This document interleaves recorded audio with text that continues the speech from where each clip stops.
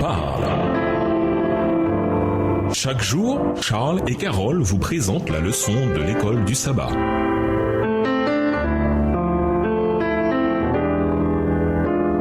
Bienvenue dans votre émission Dieu nous parle. Nous voilà à la leçon de lundi, une église animée par l'Esprit. Certains ont appelé très justement le livre des actes, les actes du Saint-Esprit. C'est une aventure passionnante de témoignages, de proclamation évangélique et de croissance de l'église. Les actes, c'est l'histoire de croyants consacrés, remplis du Saint-Esprit, qui ont un impact dans le monde pour Christ. Ils furent totalement dépendants du Saint-Esprit pour accomplir des résultats miraculeux. Leur exemple montre ce que le Saint-Esprit peut accomplir par l'intermédiaire d'hommes et de femmes qui lui sont totalement consacrés. Lisons Acte 2, les versets 41 et 42, Acte 4, les versets 4 et 31, Acte 5, les versets 14 et 42, Acte 6, verset 7 et Acte 16, verset 5. Qu'est-ce qui vous impressionne le plus dans ces passages? Quel est le message que Luc, auteur des Actes, souhaite partager en rapportant une croissance aussi rapide? Acte 2, les versets 41 et 42. Ceux qui acceptèrent sa parole furent baptisés et en ce jour-là, le nombre des disciples s'augmenta d'environ 3000 âmes. Ils persévéraient dans l'enseignement des apôtres, dans la communion fraternelle, dans la fraction du pain et dans les prières. Acte 4, les versets 4 et 31. Cependant, beaucoup de ceux qui avaient entendu la parole crurent et le nombre des hommes s'éleva à environ 5000. Verset 31. Quand ils eurent prié, le lieu où ils étaient assemblés trembla. Ils furent tous remplis du Saint-Esprit et ils annonçaient la parole de Dieu avec assurance. Acte 5, les versets 14 et 42. Le nombre de ceux qui croyaient au Seigneur, hommes et femmes, s'augmentait de plus en plus. Verset 42. Et chaque jour dans le temple et dans les maisons, ils ne cessaient d'enseigner et d'annoncer la bonne nouvelle de Jésus-Christ. Acte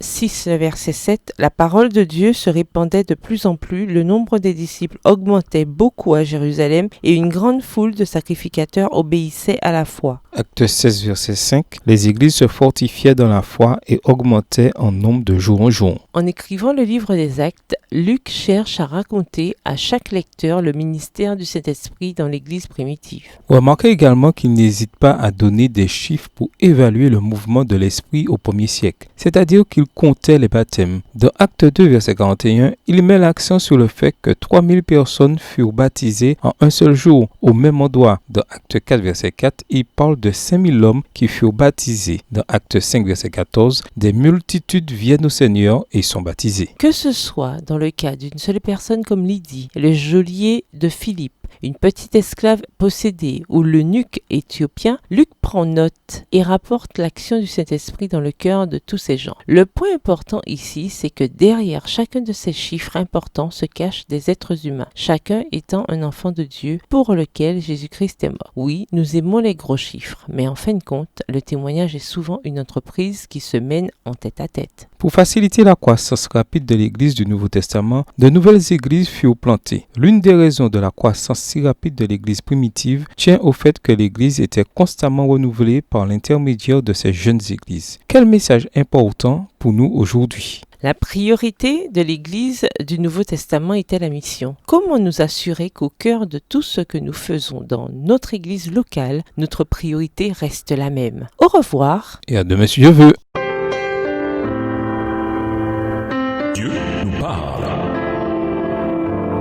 Chaque jour, Charles et Carole vous présentent la leçon de l'école du sabbat.